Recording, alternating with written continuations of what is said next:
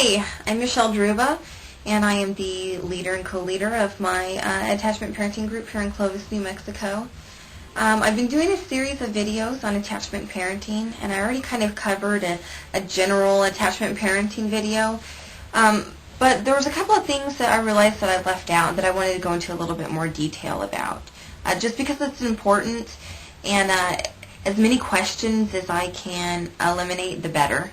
This is for you. I know what I know, but you may not know it. So I want it really to be as educational as possible. So that's the goal here. Attachment parenting has been called child-led parenting or instinctful parenting. And they all are the same but different all at the same time. And so it's kind of hard for people to grasp sometimes whenever I say, well, attachment parenting is child-led parenting. Well, what's child-led parenting? Child-led parenting is basically letting your child, first of all, acknowledging that your child is a human being and not an alien or a creature of some kind from another planet that doesn't have feelings or emotions, because, in fact, they do. So that's the first step, probably, is identifying with your child as a human being. And once you've done that, it seems easy, right, is letting your child have rights and make decisions on their own, not being the boss all the time. And this doesn't mean spoiling your child. This doesn't mean giving your child what they want when they want it. That also goes into, the 7 baby B's of attachment parenting, and one of those is boundaries. You do have rules and boundaries. It's not loosey-goosey parenting, it's giving your children options to make decisions on their own, because whenever they make decisions on their own, it sparks just incredible things within themselves, and it makes them feel independent and self-assured, and they feel confident, and they feel like they can make other decisions, and they don't question their own ability, which is a really good thing to have as an adult.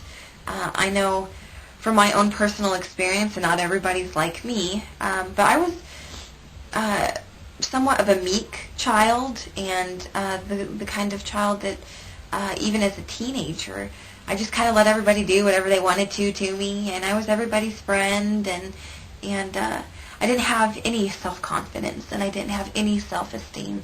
And through attachment parenting and starting at the very smallest of age, letting your child make decisions on their own, and you as an adult respecting their decisions, you're teaching them that they are worthy, in a sense. So that's a really cool lesson there.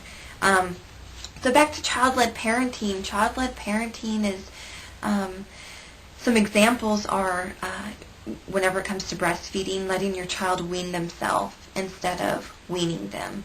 Now, I know that everybody has different reasons for weaning, and some children wean themselves at very young ages, and some children do not wean themselves at very young ages. Some children wean at, 7 months old, and some wean at 3.5 years old. So, but that's an example of attachment parenting. Whenever it comes to child-led, or letting your child decide on their own time when they want to sleep in their own bed if they're sleeping with you, or when they are ready to potty train, instead of forcing them to do these things, because studies have shown that whenever you force your children to do some of these things, it causes great disturbances in their emotional health, basically. And for me, and for many parents who already practice attachment parenting, they don't want to hurt their kids, and they want the absolute best for them, and they don't want them to have to go through any kind of emotional discomfort. And we all know that we can't protect our children endlessly, and we can't protect them from everything, but we can protect them from being taken advantage of, or abused, or lied to, or hurt emotionally on our end of it. And that's something that I'm trying to accomplish personally with my child. So child-led parenting works really well in our home. My son has the option every day to choose which outfit he wants to wear. he gets to choose, do you want this or this to go with your lunch? What kind of fruit do you want? What kind of shoes do you want to wear today? Do you want to wear a hat? And to some, this seems like not that big of a deal, but it's very important to children, especially toddlers, to let them make these decisions, as small as they may be. And sometimes it's hard for us as adults to stop and ask these questions and let them make the decisions. Sometimes it's easier to just say, hey, throw on these shoes and I'm going to put this hat on you and let's get out the door.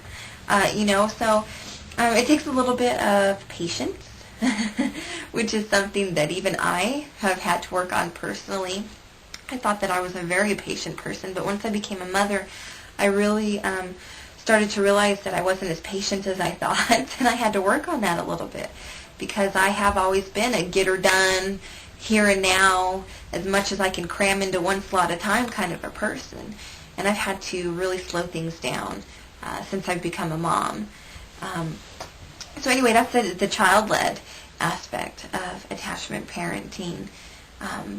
Following your child's lead, following their cues, not forcing bedtimes. And that is one of the biggest issues that I've had with some parents, or not issues, but conversations with some parents is, well, our kids are in bed at 8 o'clock every single night. I just can't understand letting your children stay up until 10 or 11 or 12. And to me, it's really not that big of a deal. But there are ways to, without your child even knowing that you're doing it, form their routine and schedule. As an infant, my child pretty much set his own schedule, and we kind of just worked our schedule around his, which in turn was exactly like our schedule. I mean, they just kind of synchronized themselves. And every now and then we get ourselves off of a schedule, and we stay up late. And my child is under school age, so we don't have issues with having to get up to school. I'm a stay-at-home mom, so I don't really have to be anywhere. So in our household, it's really not that big of a deal, but I know for many it is. But, by adjusting your child's nap time, by keeping them up a little bit longer, or laying down with them a little bit earlier, or waking them up a little bit earlier, you can kind of form their day the way that would fit into your schedule, at least for that day. So, I mean, there's ways to, in a sense, manipulate some of these things so that it's not just, oh, so you just go to bed or wake up whenever your child and you just let them set them, the routine for the day, and that's not necessarily true. There's, like I said, many misconceptions about all of this. So, so child-led parenting, it really just encourages your child to be able to be independent, which is really super neat. And at first, whenever I started investigating and learning about attachment parenting, I wasn't too sure if it was going to work for us, just because I had read some of the negative things about attachment parenting and how a lot of people thought that it was spoiling your child or, loosey-goosey parenting. But in fact, it's not. And every single day I see my 3-year-old detach himself, in a sense, from me, because I have given him so much time and so much attention and been patient with him and let him make his own decisions. Now he's out there and he doesn't have to come back to me every 2 minutes. He wants to explore the world on his own, and he wants to do things by himself, and that's really neat. And for me, I'm sitting here going, well, finally, I have a little bit of a break here. I might be able to sit down and read a book because my child doesn't need my constant interaction and supervision. There are many great benefits to being child-led. So I guess this segment basically is going to be about child-led parenting, because that's basically all I talked about.